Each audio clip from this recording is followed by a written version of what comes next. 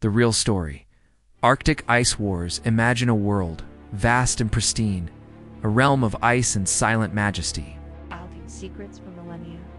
Now, imagine that world stirring, awakening, its icy grip slowly loosening to reveal not just ancient mysteries, but a future fraught with both unparalleled opportunity and profound challenge.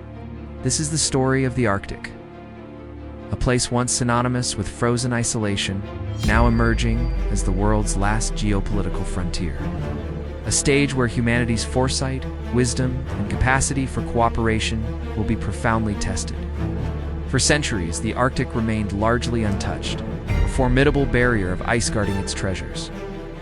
But our world is changing, and with it, the Arctic is transforming. The relentless march of a warming climate is melting its ancient glaciers and sea ice, not just altering ecosystems, but opening up previously unimaginable possibilities. New shipping routes are emerging, promising to redraw the maps of global trade. And beneath the thinning ice, vast, untapped resource deposits are being unveiled. This isn't just a geographical shift, it's a seismic event in human history, inviting the world to gaze northward with a mix of awe, ambition, and apprehension.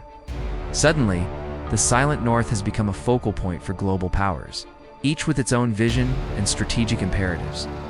We see Russia with its expansive Arctic coastline and historical presence, strengthening its military footprint, asserting its claims and investing heavily in infrastructure along the northern sea route. And there's China, a non-Arctic nation, yet a significant player, articulating its ambitious Polar Silk Road strategy, seeking economic ties and access to new shipping lanes and resources, and watching closely, with a vigilant eye, is NATO, representing the collective security interests of its member states, many of whom have Arctic territories or deep concerns about regional stability. These are not merely nations on a map. They are complex entities, each driven by historical narratives, economic aspirations, and the fundamental desire for security, leading to a mosaic of overlapping territorial claims that demand careful diplomatic navigation. The allure is undeniable.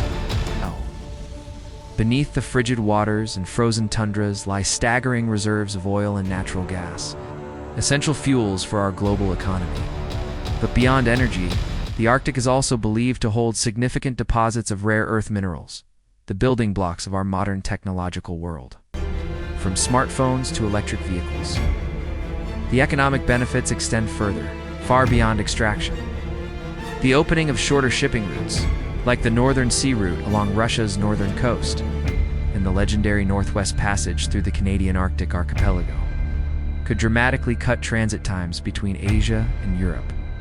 Imagine the savings in fuel, the reduced emissions, the increased efficiency for global commerce. The potential for economic growth and prosperity is immense, holding the promise of lifting countless lives and fostering new industries. However, where there is immense potential, there is also the potential for friction.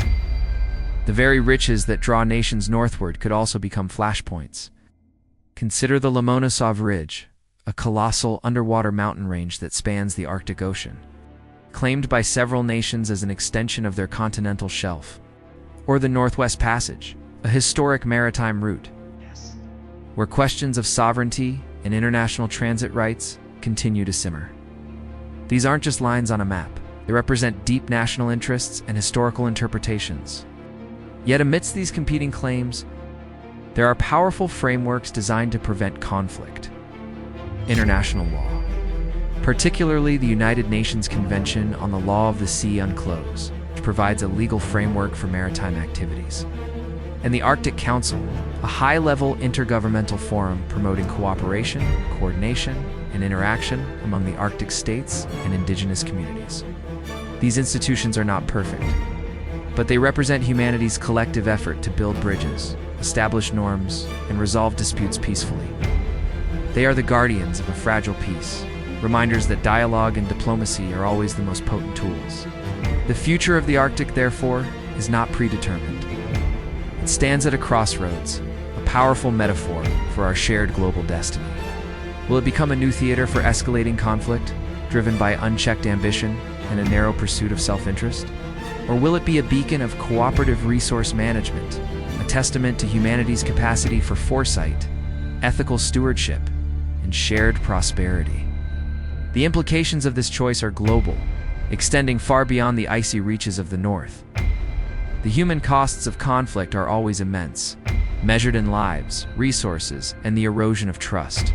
But the rewards of cooperation are equally profound, offering a model for how nations can collectively manage shared resources, protect fragile environments, and build a more stable, equitable world. The Arctic is calling us to make a choice, not just for its future, but for the very future of our interconnected planet. It asks us to look beyond immediate gains and envision a legacy of wisdom, collaboration, and respect for this majestic, awakening frontier.